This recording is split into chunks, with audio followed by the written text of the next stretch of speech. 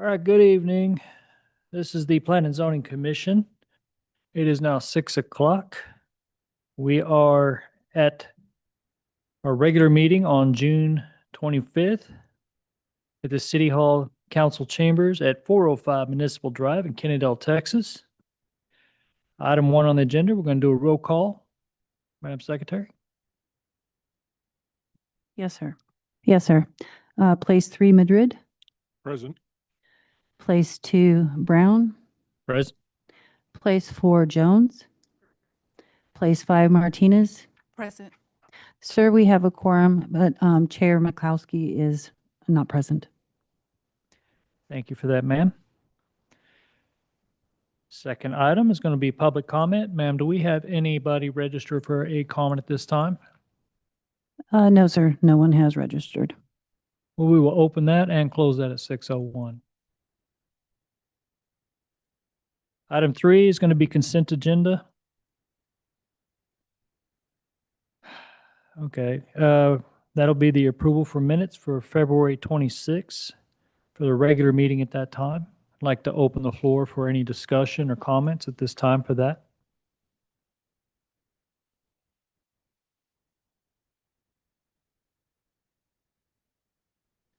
If there are no comments or concerns, I'd like to get a motion to accept those meetings for the February meeting. I make a motion that we approve the minutes from the February 2026 regular meeting. Do I have a second? Second. All right, all in favor for approval? Likewise, no nays. We have a unanimous to approve those minutes, ma'am. Rolling right into the public hearings.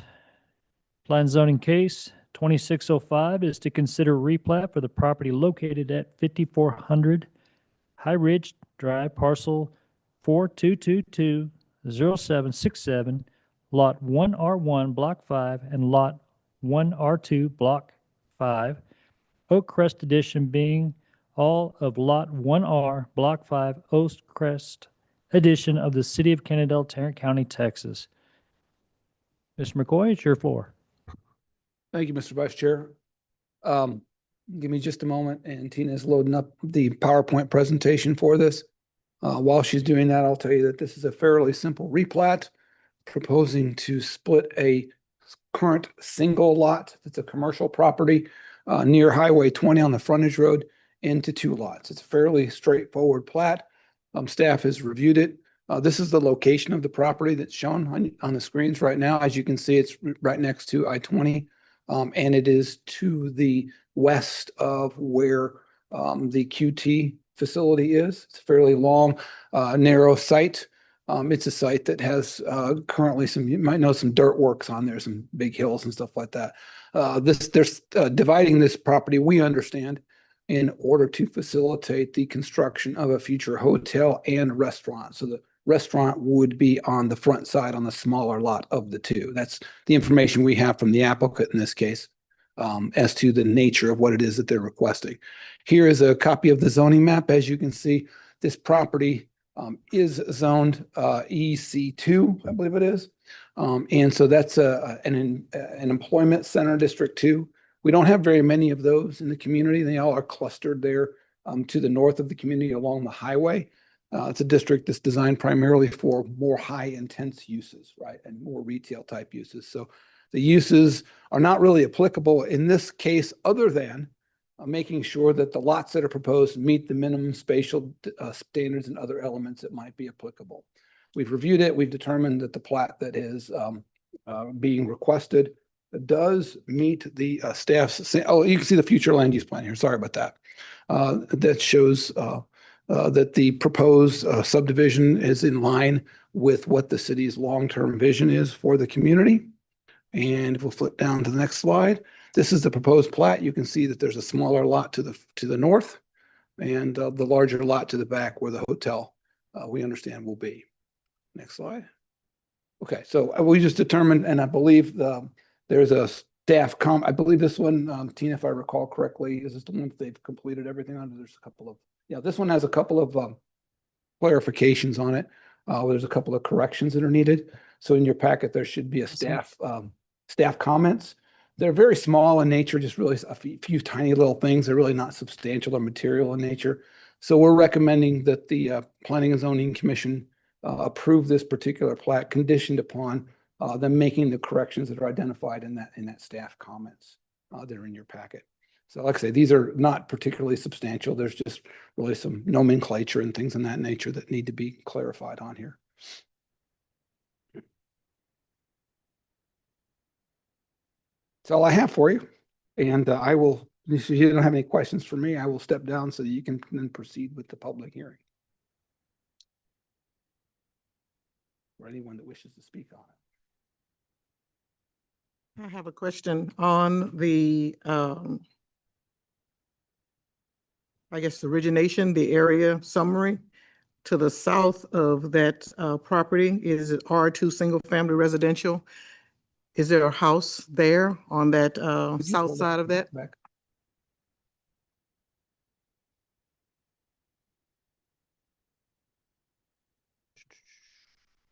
I will be honest with you, in my review of this, that was not something that I went out and did a survey and went out on the site and did a site visit on. So there may be, that actually would be immaterial to the approval that you're doing tonight.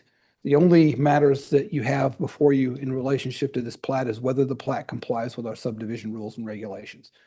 Platting is only associated with zoning to the extent that the lots that are shown and the roads that are shown, et cetera, meet our standards, right? Are the lots big enough?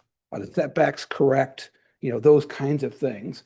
And to the extent that they do meet our requirements, state law requires us to approve it. In this case, like I say, there's only a few. So those adjacent elements are not affecting this plat. Whether there's a house there or not, that's not something that would be relevant to your decision this evening. But I appreciate the question. I'm sorry I don't have an answer for it at the moment. The aerial photography that we have is a little bit older. The current status, there may be a building in there. It's a little hard to tell from it. Thank you. You mentioned there were some corrections. I don't see them in the packet. One moment. Yeah, I just looked online as well, what's been released to the public. I'm not seeing any conditionals there either. Okay. We apologize. 5400 is a clean copy. Okay. So there is no conditions that would need to be met for this replat to be approved. Okay. I apologize. I was thinking we've got some other plats on here. We've got two of these that are completely clean and have no issues on it. And this is one of those. So my mistake on that.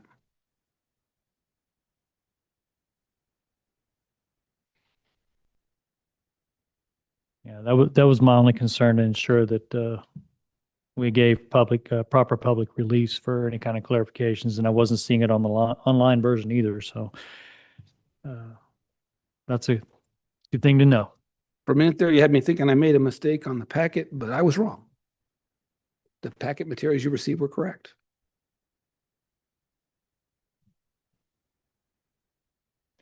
Is there any discussion on this from the commission? And I believe that what Ms. Jones was getting at was trying to avoid another altar landing fiasco. Yeah, I certainly can appreciate that. Unfortunately, that's immaterial to the actions before you this evening. Roger that. Regardless of whether the applicants or individuals in the area like or don't like the zoning of the property of future development, the only thing that we have to make our decision on at this point is do they follow the subdivision rules? And they are. It's a clean plat, so we basically have no choice but to approve it because of state law in Chapter 212 of the local government code. I guess the only other point of this would be the transient-oriented development comprehensive plan requirement. We don't have a transit-oriented development zoning district yet. Right. That's in the long use plan, right? The intention there. But at this point, no zoning district specific to that vision has been created by the city thus far. That being said, hotels and restaurants are usually found in oriented developments, right?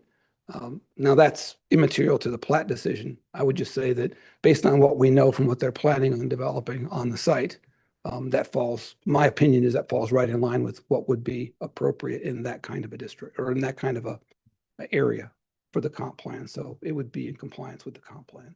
All right.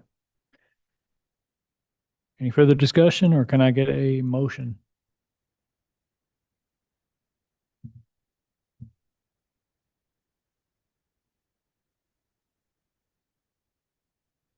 I'll make a motion. We approve PZ case 26-05, replat of the property located at 5400 High Ridge Road, parcel 422220767, to be called Lot 1 R1, Block 5, and Lot 1 R2, Block 5, Oakcrest Edition.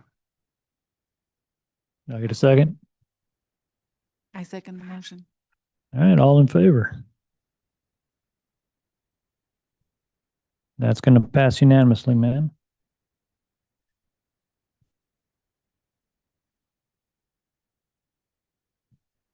All right, item 2 is plans and zoning case 2606 to consider replat of the property located at 600 West Kennedale Parkway, and that's going to be parcel 04478924, block 1, lots 8R1, 8R2, and 8R3, Woodley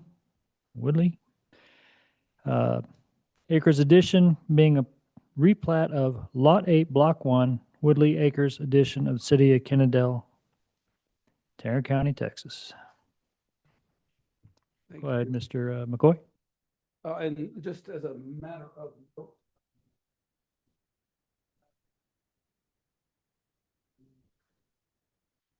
we actually closed the public hearing, just to make that as a note for the record that the public hearing opened, but I don't remember Yes, closing it. Okay, this is a fact. That would have been at 6:09. Good.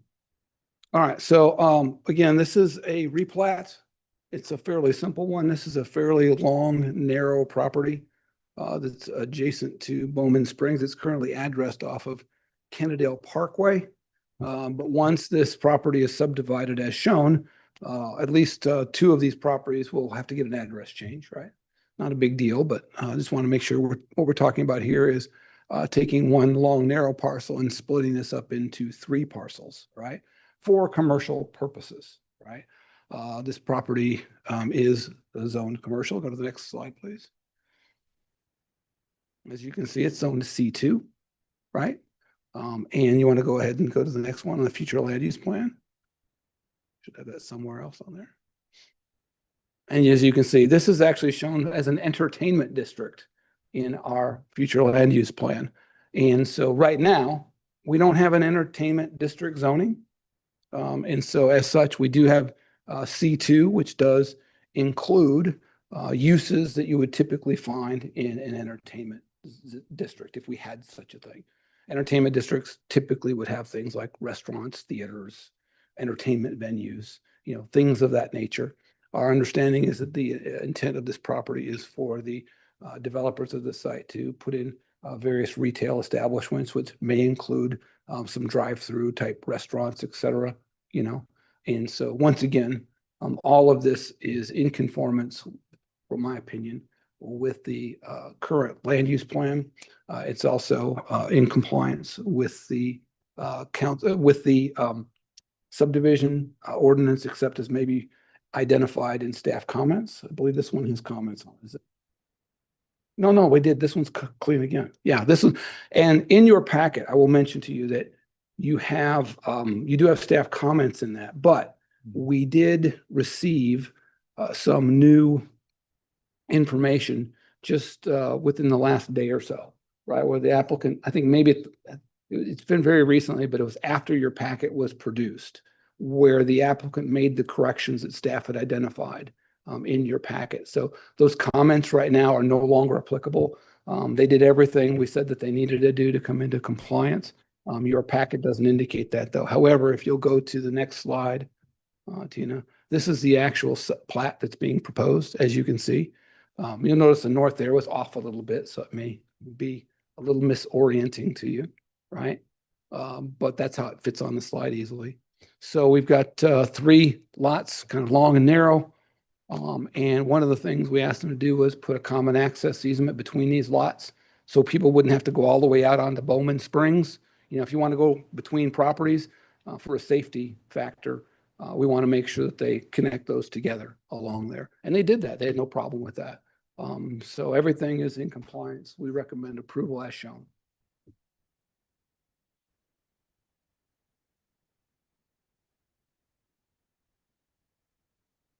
I'd like to open up for board discussion at this time.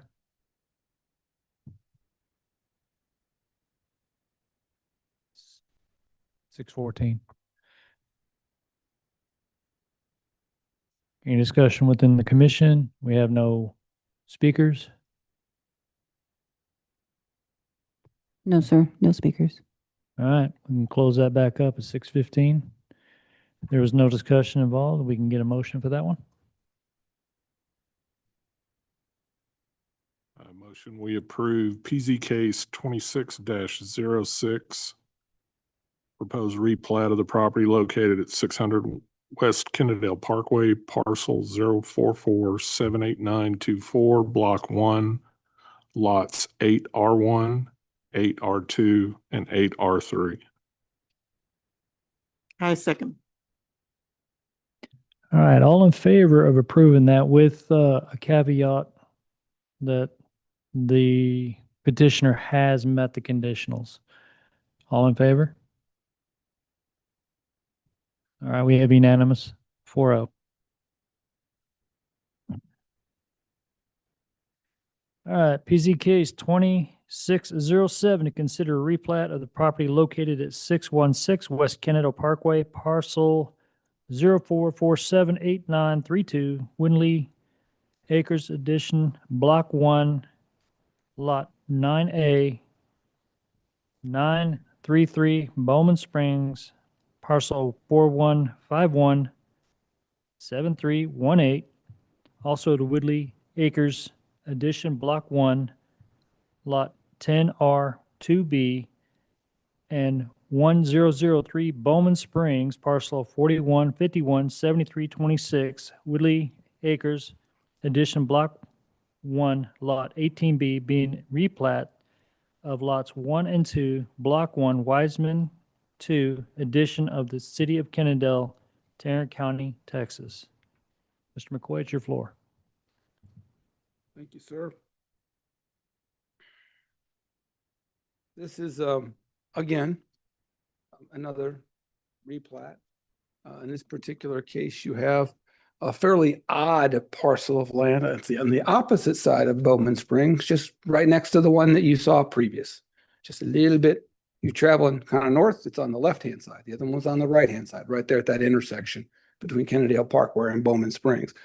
It actually runs all the way from the intersection along Bowman Springs up to where there's a school facility there, a private school facility. So all of that area is being replatted. Interestingly, it has some leftover zoning elements to it. So if you want to go to the next slide, as you can see, the main property that's currently under development right now is zoned to C2, right? And there's an intent to build a convenience store at that location, right, with gas fueling stations as well. And the property that is further there, that little triangular portion of it, that's actually got 2 different zoning districts on it. Those are kind of residual left over. One is an urban village type district, and the other one is an R1 district that's kind of left over from way back in the day. It's just sort of an extra piece to sort of carve out from as properties got subdivided, et cetera. It's kind of a leftover, if you will. But that R1 section between those two is a little odd, right? And so the plat does meet the requirements of the subdivision code, except as identified. And this one, you do have a staff report on that. I believe that's either attachment 5 or 6, if I remember correctly in your packet. And this is the land use plan. Once again, this is part of the entertainment district as well. So that C2 is perfectly fine within that. However, the R1 is a little bit off, really. That's really what's kind of driving this. We've got a small little triangular area of that that's zoned R1. And it's the area is not really big enough to have a house on, right? That area of zoning. So one of the conditions that we are asking on, and probably the most significant condition, is that you make the filing of the plat conditional upon them rezoning that lot number 2, right, to an appropriate zoning category, which I would evaluate as being either a C2 or another one of those village type districts, right? Either one of those would fit within the entertainment status. And so this would move them down the road. They would get their approval. And we anticipate I've talked to the applicants in this particular case, and they're understanding of the issue there with that R1. Right now, they don't have any immediate plans for the development of this piece that's to the east. They're focused on the convenience store site. But the platting, they need, in order to get their building permit for the convenience store, which is a lot 1 site, they've got to get the property platted, right? So that would motivate them to get the zoning thing in place and move forward as well. Right, so that's the major conditions. All of the other things that are on there are really minor in nature. There's nothing really significant about them that would justify denying the plat. Staff again is then recommending in favor of this, approve it conditional upon them meeting staff conditions as identified in that report. Yes, ma'am. So R1, that little triangle, it is that C2, or it still belongs to R1? Yeah, well, and it's an unusual circumstance because it's a leftover zoning from way back in the day, right? When property was bought and sold, et cetera. So it is zoned R1, but as you can see, it's a very small portion of land. I mean, it may be, just roughly guessing it, I'm thinking it's maybe 10,000 square feet, which you really can't build an R1 on a 10,000 square foot area. It just doesn't meet the standards. So it's really not buildable right now with that zoning. So if they did want to develop it at some point in time, they would need to rezone that property. You couldn't put a house on it, the current zoning. And it doesn't make sense to have a single family home right there on Bowman Springs Road. It would be a waste. So we're recommending that be included in your conditions. And then the C2 or that side, this one, they're trying to do a convenience store. Yes, ma'am. And the opposite side, what were they trying to do? They don't have any immediate plans right now for that. It's undeveloped currently right now, and it is being utilized as a part of their drainage for the stormwater drainage out there. It's weird because that land actually slopes down towards Kennedale Parkway, right? But there's some drainage easements that go there between the properties, between lot 1 and lot 2. There's some drainage easements that run through there. So, Mr. Chair, would you like to do an open a public hearing, please? Thank you. Yeah, let's go and open it up at 6:21. We can encompass the conversation there. My only concern was that because if they're, I know it's heading, I don't know the direction, east, I guess. yes. Will there be entrances from both Kennedale Parkway and? Will there be cross connections between? Like, you can enter both from Kennedale Parkway and from the other street, right? This one is a little different than the This other one's- one that we just discussed, given the nature of the topography out there. We would of course prefer to have that done, right? So we have as few drive connections as possible, right? That would be preferable. But in this particular case, given the drainage that's sort of running along that lot line, that is a bit problematic to enforce that at this particular state. So we're not including that in the recommendation at this point in time. Not only that, but given the topography of the ground, whenever you're going to make drive connections like that, when you have significant changes in elevation, that can have an impact on the developability of the sites, right? We wouldn't want to put that mandate on them now, and it turns out that the grade was too steep and it doesn't make sense to make that connection on this particular site. I would anticipate at some point, Bowman Springs might get a median separation. So that wouldn't be a problem with people making left-hand turns across that. The nature of the road is such that at some point in time, when the traffic gets high enough, I would think that would be a likely reconfiguration of the street. Thank you.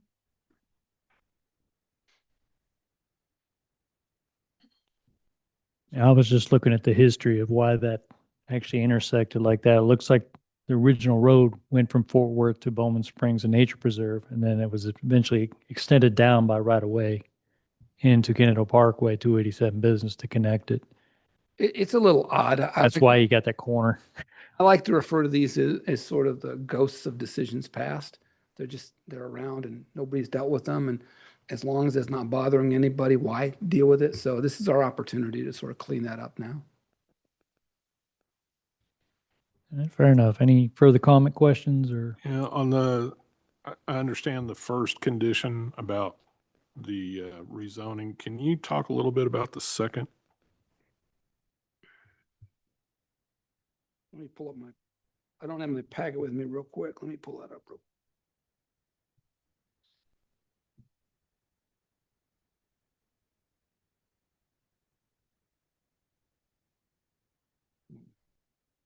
Apologize. I was talking while I should have been setting this thing up.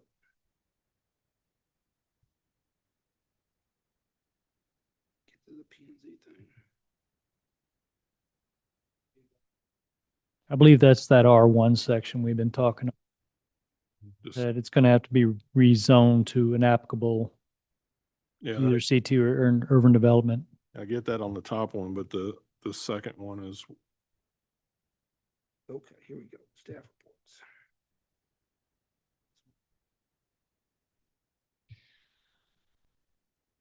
Okay, my bad. That's actually the Okay, second one. and so Third the one. second one you're talking about, yes, oh, that's that's a meets and bounds statement on there. So that's just one of those technical plating type things. Is that the one where we're talking about the face of the plat showing the setbacks? Is that the one you're referring to? reference. Verify the status of any easements called out in this reference. Oh, okay. That actually came from our engineer. On the plat, they've got some call outs for some easements that apparently their surveyor is going through his records, showed that there may have been some easements in place on there. But there seems to be some question as whether or not those easements may still exist or not. So really all that is asking them to, hey, there's some records in here that you've indicated that there might be an easement out there in some of the materials you provided. Before we file this plat, right? We want to make sure whether those easements still exist or whether they were inactivated in some particular fashion, by separate instrument or otherwise. I mean, it's because of the information they supplied, it raised the question of whether there's an easement out there or not. That's all that is. And if it does exist, then they need to show it on the plat where it is. Or if that particular easement is in a problematic space, right? Then we probably need to have that easement removed by separate instrument. If it's going through the building or something like that, we don't want an easement for a sewer line going through the middle of the building, right? Is that something we need to account for, whether we approve or deny? Well, that's a part of the conditions that are in there. And they have to basically tell us, they have to basically clean that up for us. What we're saying is that looks a little odd. We don't want to make sure there's an issue here. Please provide us adequate information so that we can be satisfied there's no issues, right? So that would require them to do that rather than being able to just file the plat as it is with those unknown questions.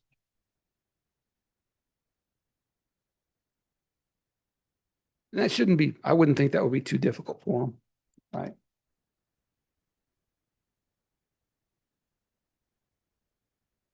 Any further comments, questions? All right, we can close discussion 6:28. And at this time, we can set for motion.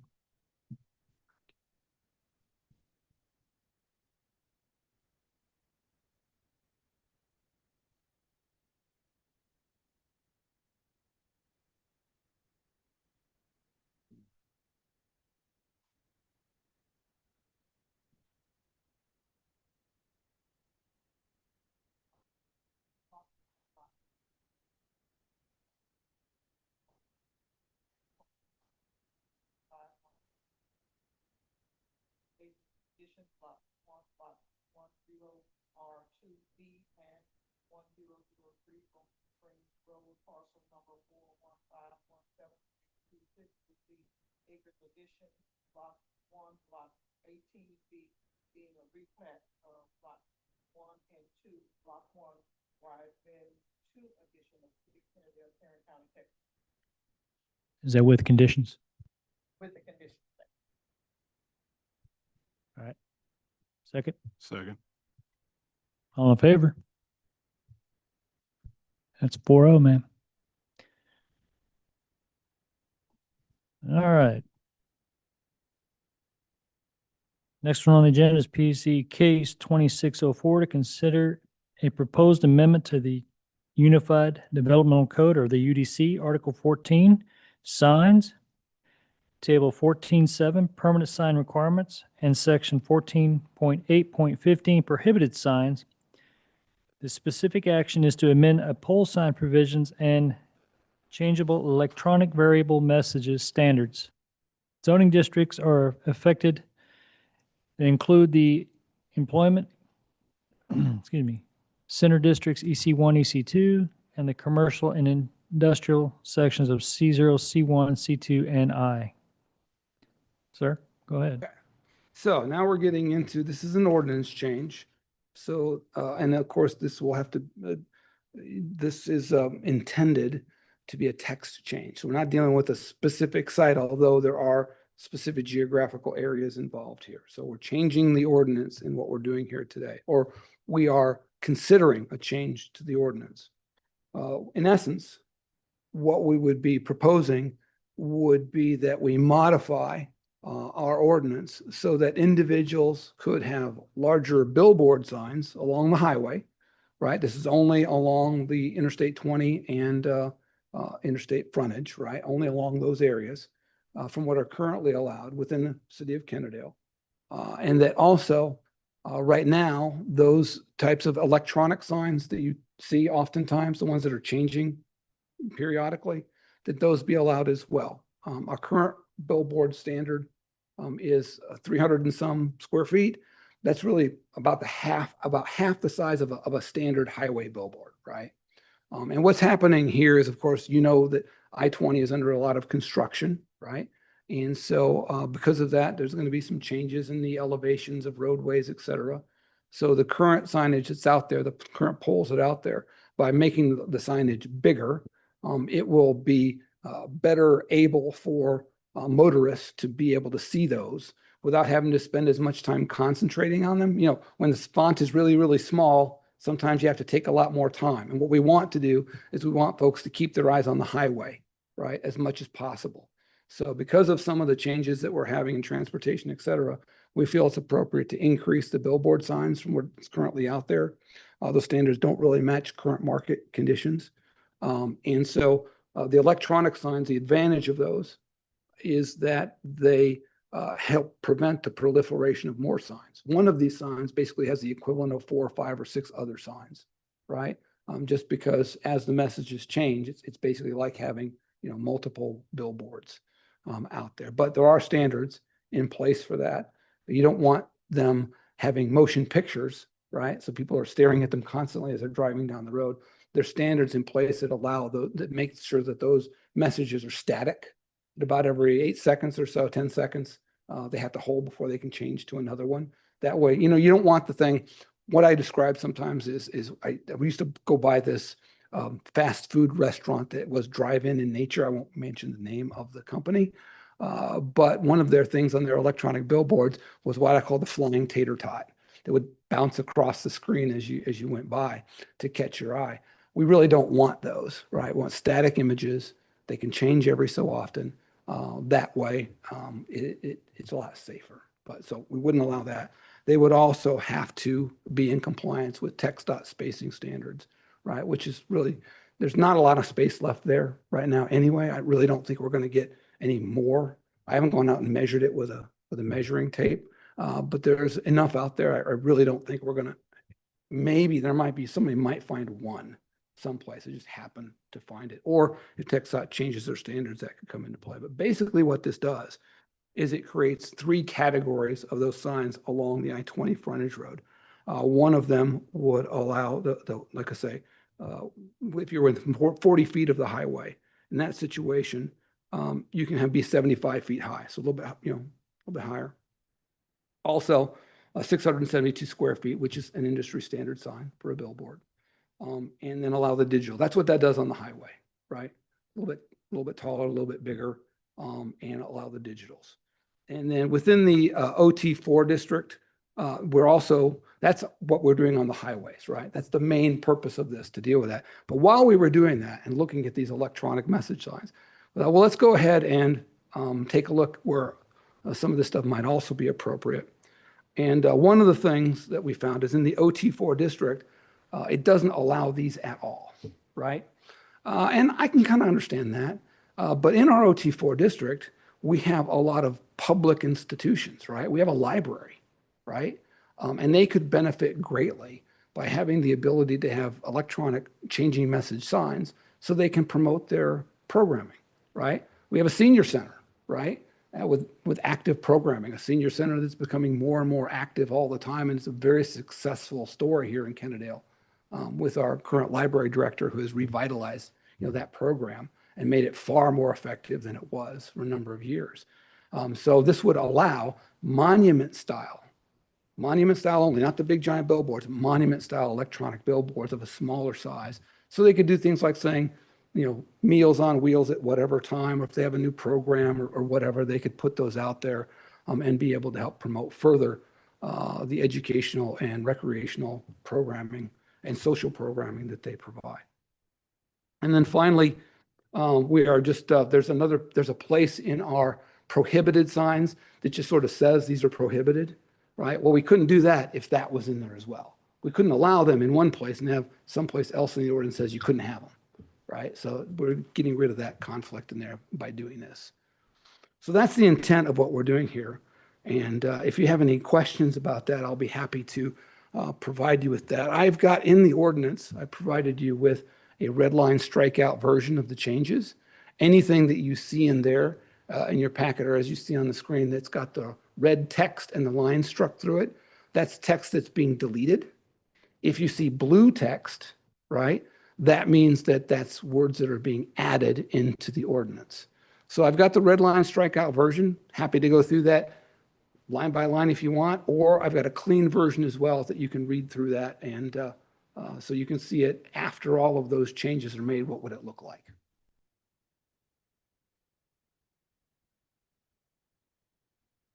Thank you, staff. We're going to open up discussion at 6:36.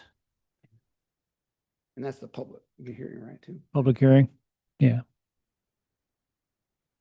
With the assumption that there's nobody in the crowd, I would say public hearing as well. I think that's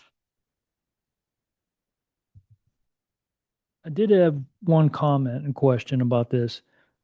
There is a trend, I know within many municipalities, federal government, state, that have access to these particular digital walls and billboards, but they allow access to FEMA and state emergency messages. Is that something would also be allowed within, let's say, the roadway of Business 287 to put out emergency information such as storm criteria, seek shelter, Amber Alert?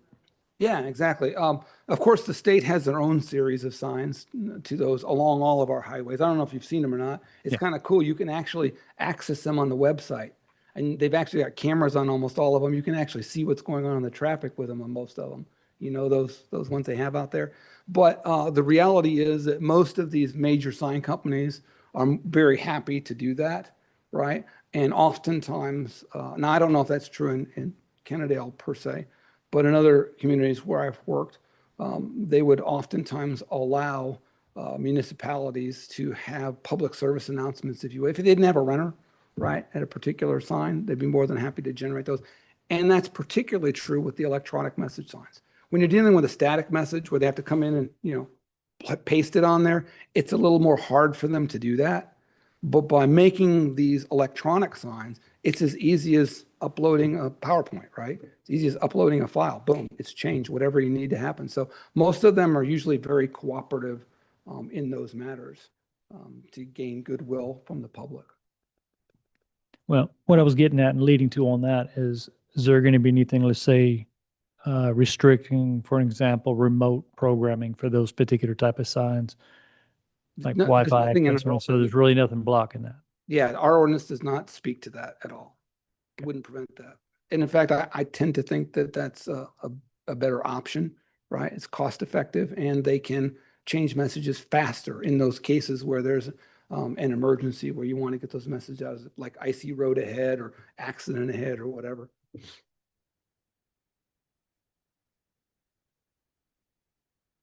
Hacking. Oh yeah, they're definitely susceptible to hacking, but that's why I would ask if there's a possibility of an ordinance caveat for that. So a lot of them are plug and program. Some of them are Wi-Fi or remote. Therefore, that's why I was asking that. Any other comments or questions?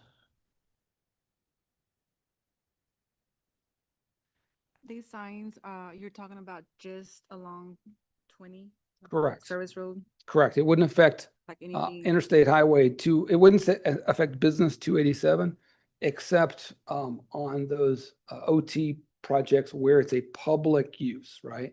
We're not allowing generally allow the general C2 type tobacco shop or convenience store or restaurant or whatever. Here we've limited that to publicly owned, publicly operated type. So for example, in our park, right? If they wanted to have that there, they wanted to install one there, they could. In our library, et cetera. That's the intent of this, is to give our public entities the ability to utilize those services for the benefit of the public. I mean, if we made it open all the way, then the old town district feel might be threatened. Signage is kind of an important part of an old town district to create that sort of ambiance that you want. But here, like I say, because of the nature of these particular uses and their direct relationship to public welfare, we think it's appropriate to allow this signage.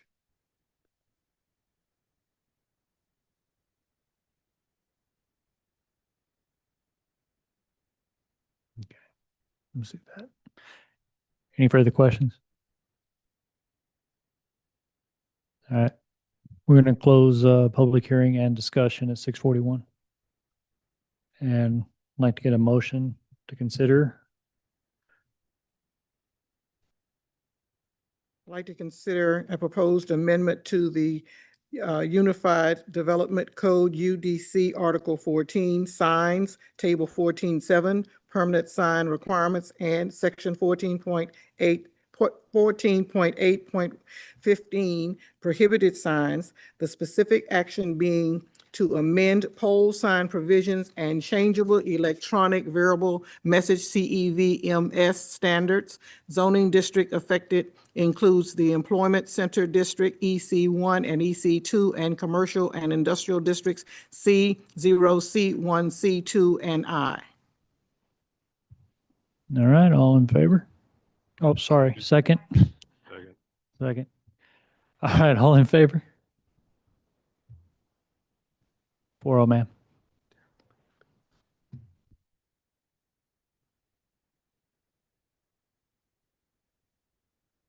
All right. P&Z case 2609 to consider a proposed amendment to the Unified Developmental Code, UDC, Article 29, Authorities, Section 29.3, Planning and Zoning Commission, subsections B and C to amend the number of commission members and the number needed for a quorum and the meeting requirements. Sir, go ahead. Thank you, Mr. Chair. This is a cleanup item. The P&Z, as I understand it, used to have a total of 7 members that were identified. That number has been reduced. So this is really just a cleanup. That was never fixed in the UDC. The UDC currently still shows 7 members in the text, right? So this cleans that up, right? It identifies we've got 5 members and it appropriately changes what's necessary for a quorum. When you have 7 members, then 4 is the appropriate quorum. Now you have 5, 3 will be the appropriate quorum. Also, you may not be aware of this, but as I was looking through this, we discovered that there's a requirement in your UDC that you must meet 10 times a year. Our UDC says, even if we have nothing to do, right, you have to meet 10 times a year. And there's nothing in the charter that requires that. So I thought there's no reason to have that. right? We might as well have meetings as is necessary or desired. If the board wants to meet 12 times a year or 24 times a year, whatever, no problem. But why mandate that number when there's not a reason to necessarily? It seems excessive. So we're recommending approval of this just to basically, and I don't know that that 10 meetings a year has actually been followed. So why have a rule in place that we're not following and may not? Doesn't make a lot of sense to me. I mean, you've got folks all have lives, right? Family members, et cetera. Why mandate you come here just for us to sit around and say, hey, let's have a meeting. 5 minutes later, hey, we're closed the meeting, let's go home.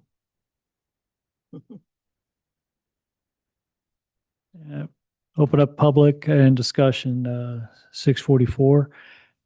And I think my retort to that is simply to allow public comment was generally the requirement for that. If somebody wanted to come in and just leave have a comment, then there it is. If we don't find that to be necessary at this time, Well, there's also, I will mention too, one other thing is I did add one alternate member as a possibility. We don't have alternates right now. We may never get those alternates. And clarify a bit on the selecting of alternates, how they would be selected, right? Just a little bit, but so I don't know that we'll ever get 4 members, but having alternate members is beneficial just because if they show up and participate in the meetings, it's a way of training folks, right? Making sure they know how to fill the roles, that they get experience with it. They don't sit in a chair, and not know what to do the first time with the big doe eyes there. So these are really like, I can imagine when you sat down in the chair the first time, if ever, I imagine it might have been a little scary, right? So we're really going to try to get more it's going to be a big effort is try to recruit alternates as well. So that if you all get new jobs or win the lottery and decide you're not going to show up here anymore, that we'll have somebody that we can fill in. And so we don't have meetings that we can't get a quorum for.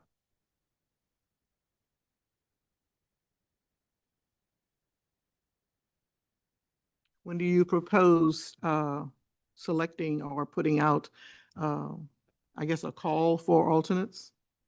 I'm going to have to, well, I would like to coordinate that with other boards and commission members rather than just do it all on our own. That's something that I would have to coordinate with the city secretary and the city manager. That usually, from what I'm understanding, looking through the history, that tends to happen fairly shortly after the budgets are done in the new fiscal year. Seems to be the pattern that emerged, but it's not mandated per se.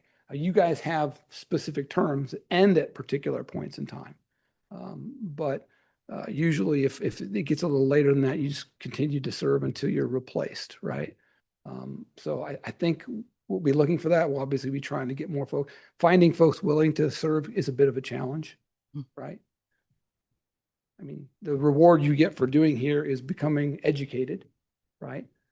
Being able to have the experience of the wonderful staff and the great interaction that we have. I consider that a positive, right? Mm-hmm. And then the serving your community, right? That's the things that you guys get out of this in essence, in reality, but not everybody is interested in that.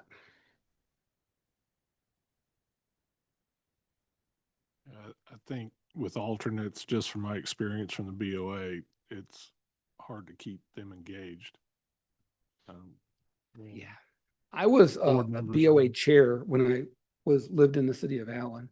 And one of the things that I tried to do to keep alternates engaged was to say, hey, come on, sit up on the panel, right? Engage in the conversation, ask questions. You can't make motions and you can't vote as an alternate, right? But that way they felt like, they might have something to contribute. That might be something you would consider as a board. You may not. It's kind of up to you guys. But that's one of the things I did for the alternates to give them that opportunity.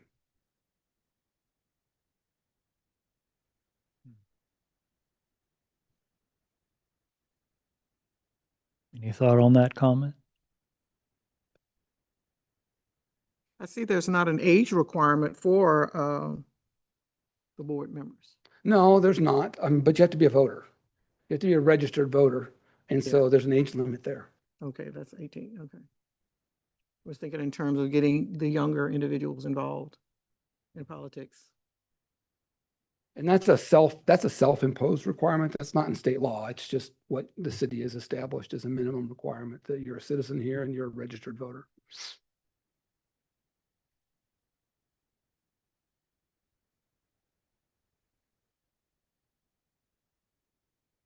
I don't know. I think bringing them on as a panel might be a city council discussion, a little bit above and beyond us, because now we're manipulating a little bit at the board level, that requirement. So I think I'd maybe put that up towards them to say, is that something they would want to do? So that would be a conditional, to look at that as far as that's concerned. But I mean, definitely, right now we're showing two, and I don't think we even have any alternates.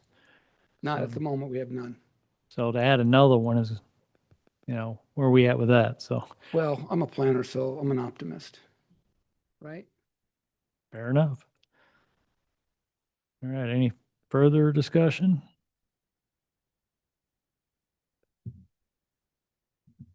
All right, well, it is closing public hearing and discussion 6:50, and I'd like to get a motion to approve.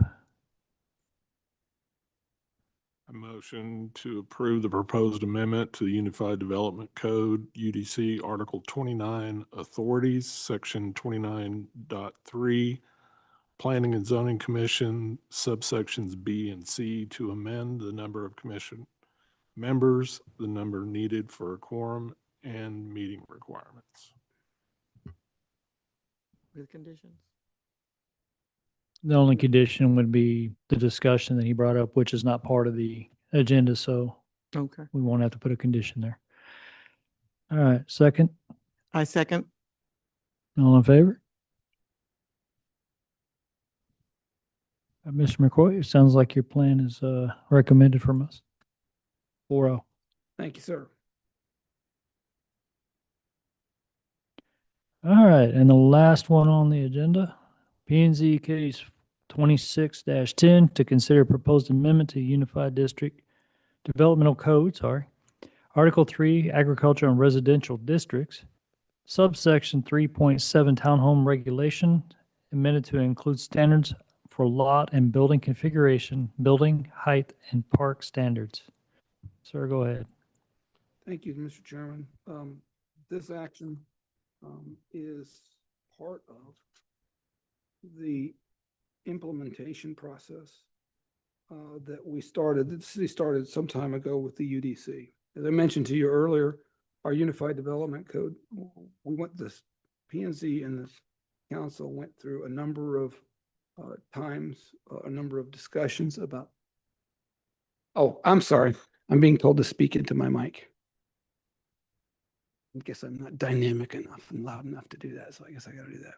Thank you, Tina. I appreciate that.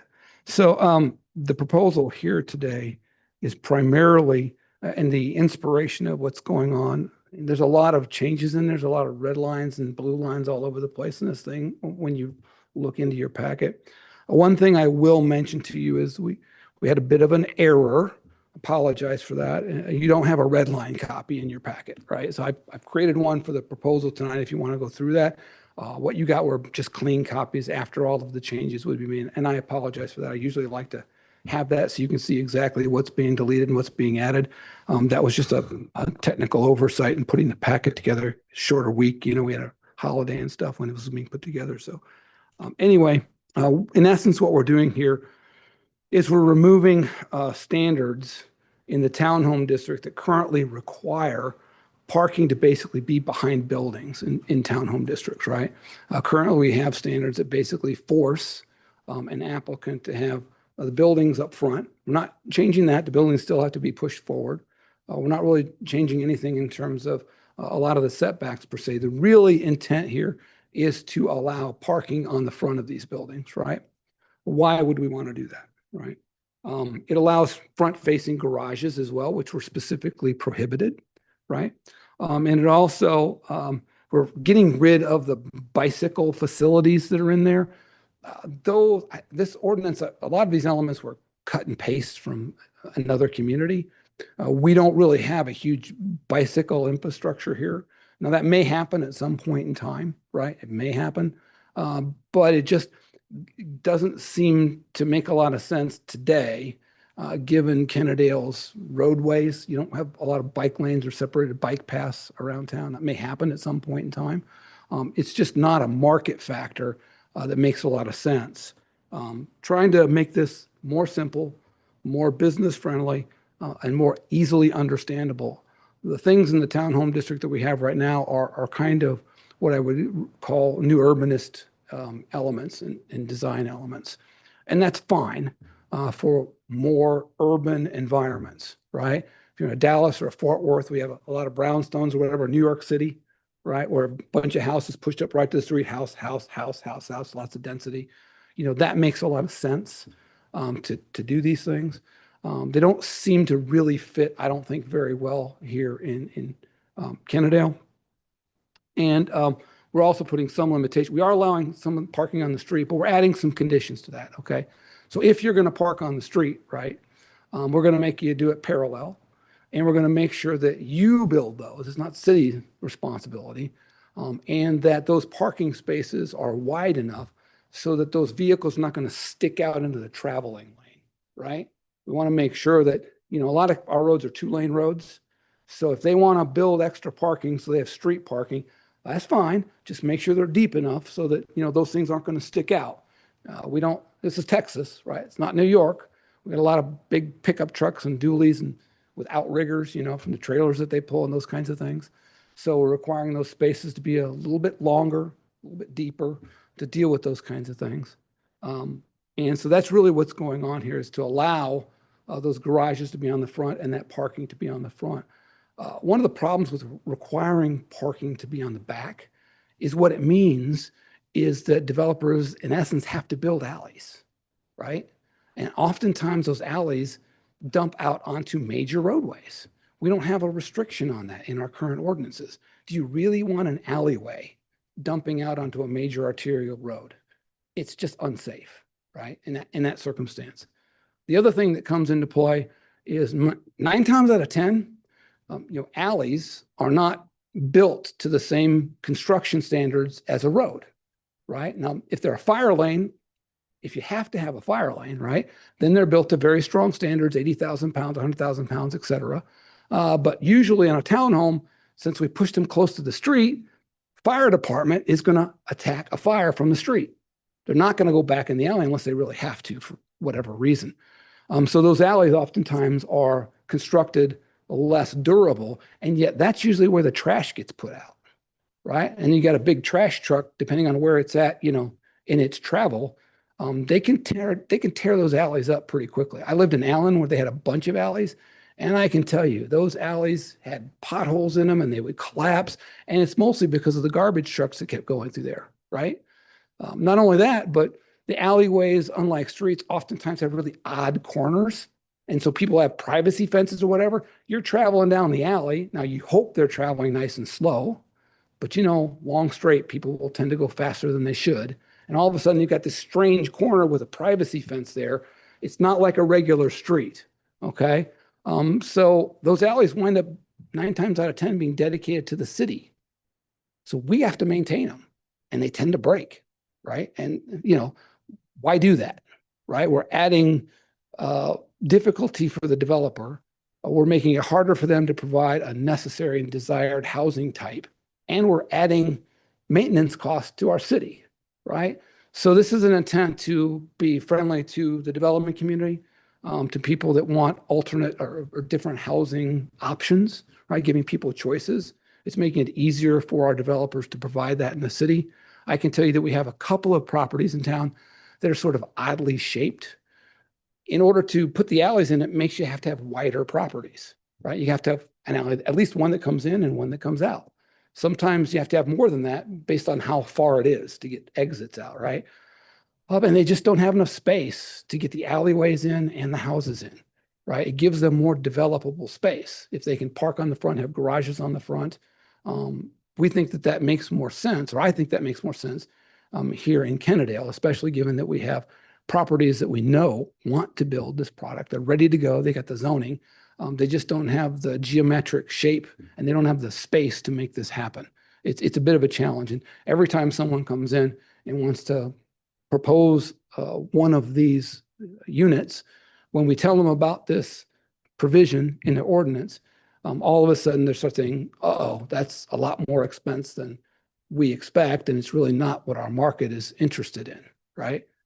Some people love the alleyway folks and some folks don't. In my opinion, I don't think that that's necessarily something that we as a community should necessarily dictate in our design facilities. But if a particular developer wants to do that, we'd certainly consider it. But again, I'd be like, you really want to give us an alley? I want to make sure it's constructed well. Puts us in a better position to mandate that it be, if the garbage is going to be on there, for example, then it's got to be built to a higher standard. And all of the drainage facilities, et cetera, are dealt with. Like I said, I've got in your packet, or not in your packet, but online, I've got the red line that goes through all of those. If you want to, I can do it. If not, the clean copy is in there as well. Whatever you prefer as a group, I'm here to accommodate you to make sure you're comfortable in your recommendation moving forward. But that's what we're really doing. We're not making them higher. We're not giving them more density per se. We're just taking away this obligation and this obligation it would put on us to maintain these alleys, which really are out of context, I think, in Kennedale.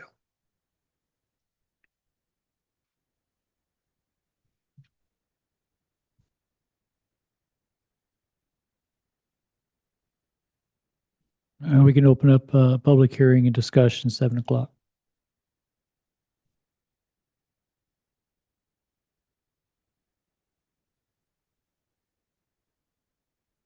Yeah, I understand the need for the street side parking, but from another life, it also raises some concerns for emergency services.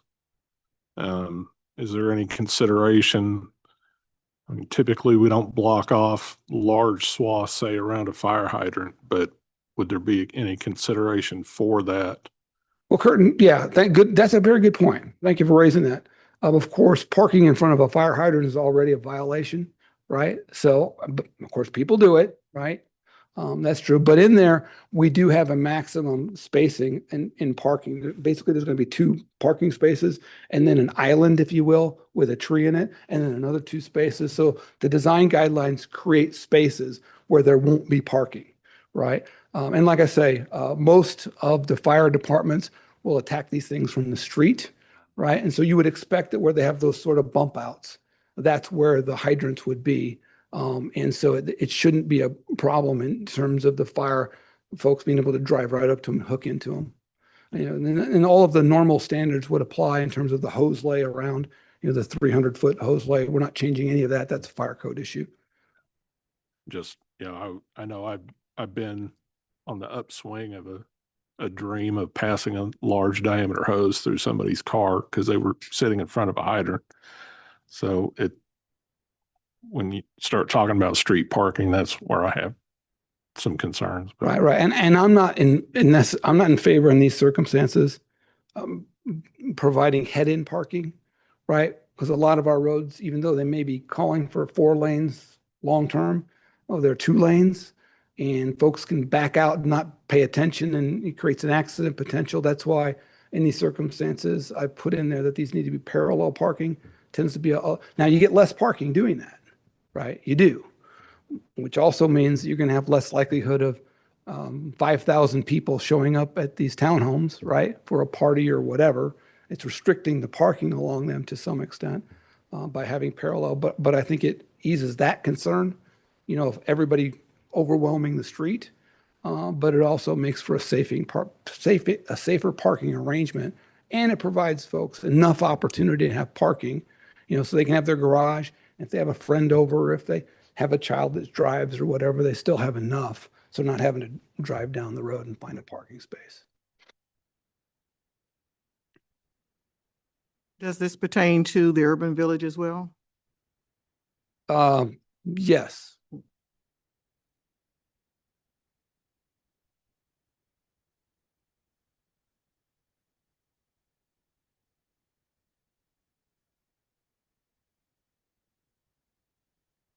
What now our standards in the townhome district are referencing the village district within there as the basis for where they come from. So one of the things I had to do was I had to look at the village district because the graphic in there is a little bit hard to read, showing the various outlays.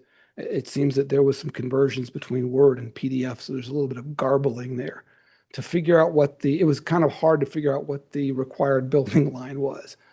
There's only one reference in the entire ordinance to what that is, and it's in the village district where it provides that 4-foot RBL. It's the only place it's in is in the graphic, and the graphic is a little messed up, frankly. We need to clean that up a bit.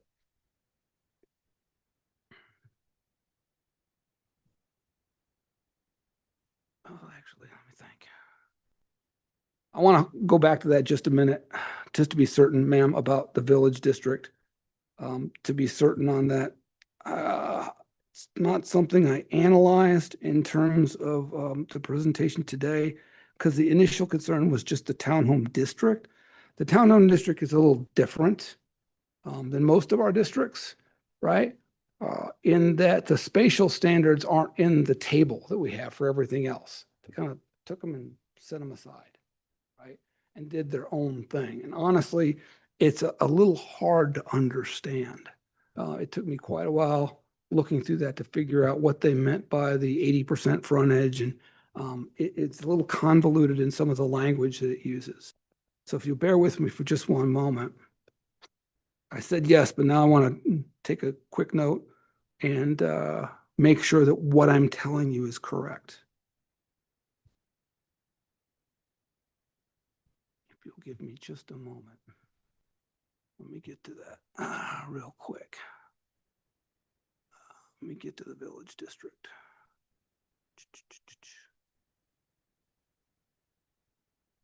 There we go. That's development standards, overlay districts, village districts.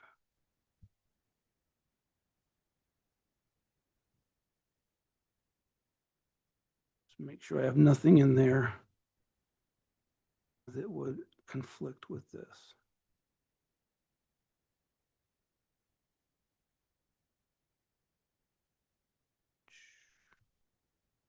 Development performance.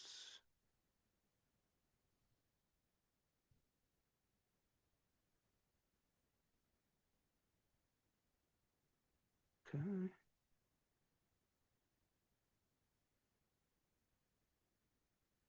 Maps.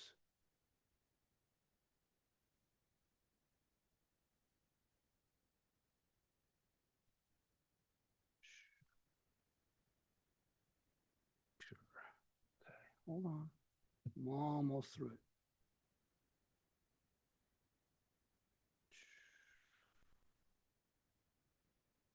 Tina's really good at this. If you see something, weigh in. Trying to see where we have parking standards in it. I'm on the village district now, looking through it. I haven't seen anything on it yet about those parking standards. If you don't mind, I'm going to take this off real quickly.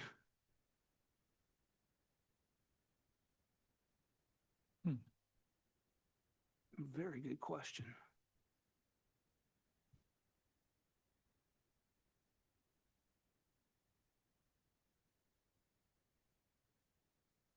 Okay, so I'm going to take back my answer.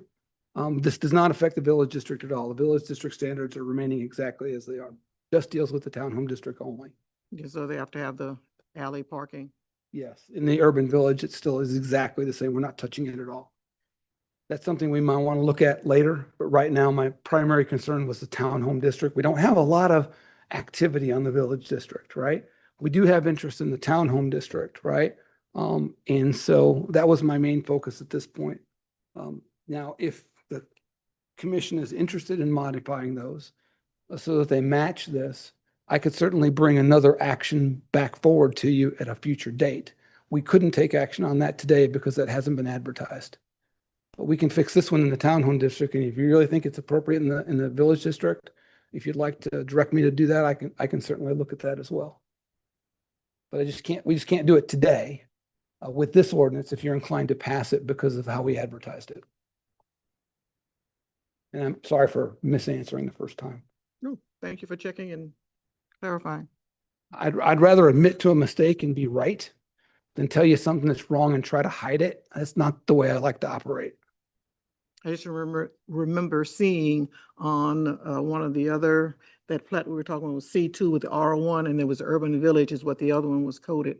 So, and this just says agricultural and residential. So I was wondering if the urban would be in that as well. Well, and the reason I did that is because the town, in our code of ordinances, Mhm. the section that contains the townhome is in that portion of the ordinance. It includes all of the R districts and the ag districts or whatever. And so that's how, we have a section, Mhm. I believe it's section 3, if I remember right, in our UDC. And that includes basically the residential districts. All of the residential districts are in that portion of the UDC. The commercials are in a different section. I believe that's chapter or article 6. Each one of those is in it, and they're all kind of combined in that one. So that's why that says that, because that's the name of the article where the townhome regulations are assigned.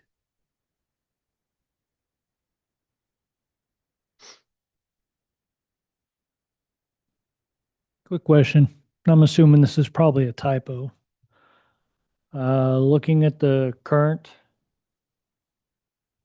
text on page 42, the table 3.7,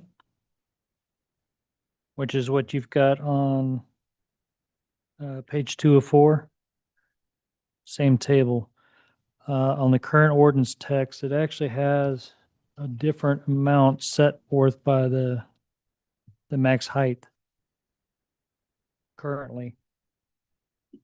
I'm assuming the max height, and on this one, it's highlighted. So it was 2 stories and 35 feet on the published table 3.7, whereas on current ordinance text, you got 3 stories and 38 feet, which I believe is what you're going to. Is that correct?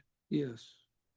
Now, I will say that if there are any distinctions, if there are any modifications between there, we did advertise. If we wanted to this evening in terms of this regulations, if you wanted to change setbacks and heights and buildings, things, we advertise for that. So you can make whatever changes that you, I'm just making sure that the current ordinance check that's actually in the package here was probably a typo. yeah, I believe that's the case. Okay. Another little clarification, just a quick check. I didn't see anything about when we're talking about sizes. The building size minimum square foot is 1,700 square foot townhome, correct? Is that going to be modified at any given point? That's a pretty big townhome, One moment. especially for 1 bedroom, 2 bedroom. I didn't have any intent beyond this action today other than to deal with the garage issue. It was certainly, so if. The dwelling area. Yeah, and of course, that's something that we can always make a modification to. If you think that's appropriate, you can make that recommendation to the council and we can present that to them as well. You have that option this evening if you'd like to do so.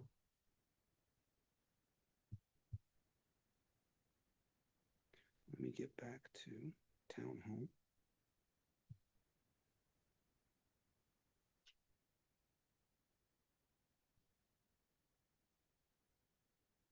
The reason I'm asking is I believe there's still also a requirement for a garden, correct? Yeah, it's called a garden, really. If you want to think about it, it's kind of like in English homes, if you will. They usually have a little area in front, All right. a little wall, Patio garden. grass strip or whatever, so they sort of have a little bit of green space, right? I guess what I'm getting at is they still have a minimum width of 22 feet, being a 1,930 square foot home. And 25 feet is going to be a minimum square foot, the land itself, 2,200 square foot. Well, if we remove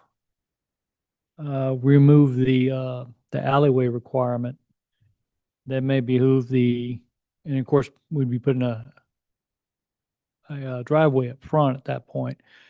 That might actually change how this is going to be structured as far as the requirement for land. that might be with that minimum square foot requirement of 1,700. I mean, you're only playing with 200 square foot then. And if you're adding a longer driveway for the front, that's where I'm starting to kind of, I might get a little tight. Sorry, it's public math, so No, that's okay. just something to consider to look at. Absolutely. Thank you for bringing that to my attention. I appreciate that.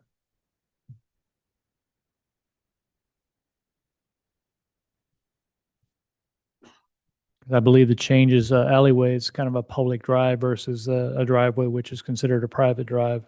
So therefore would be put on as part of that property as counting for the land usage of that particular plot. I can imagine it's probably going to take up a good 200 square foot for your average driveway. Yeah, I mean, there are some times when these are private, and so that would be true. It wouldn't be included within the lot as far as the area. My experience is that these alleyways tend to become public, whether they're intended to be that way or not. Well, I mean, they wouldn't be included in the plot as far as the land designated for each build. That's what I'm saying. Yeah, yeah. If the now, Considered a drive-through. yeah, if the alley is private, yeah, that area would be included within the lot area. Absolutely, it's absolutely correct. But if it was ultimately dedicated as a public right of way, then it wouldn't be. Okay. Listen, that would be a big change.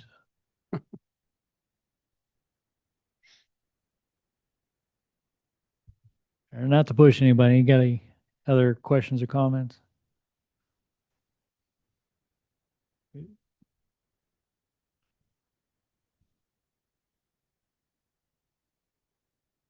Oh, closing up the public hearing at this point at 7:16, ma'am. And go ahead and call for a motion to approve. I make a motion to consider a proposed amendment to the Unified Development Code, UDC, Article 3, Agricultural and Residential Districts, subsection 3.7, Town Home Regulations, amended to include standards for lots and building configurations, building height, and parking standards. Can I get a second, please? Second. All in favor? That'd be 4-0, ma'am. Thank you, ladies and gentlemen. I appreciate that this evening. I think that's the last of our business this evening. Well, there's one more. It's it's adjournment. It's the favored motion. Oh, yeah, that's the one everybody looks forward to. Right? Okay. Well, if there is no further discussion at this time, I would like to request a motion to adjourn. I make a motion that we adjourn the P and Z meeting. And a second. Second. All in favor? All right, we are adjourned, ma'am, at 7:17. Everybody have a good night.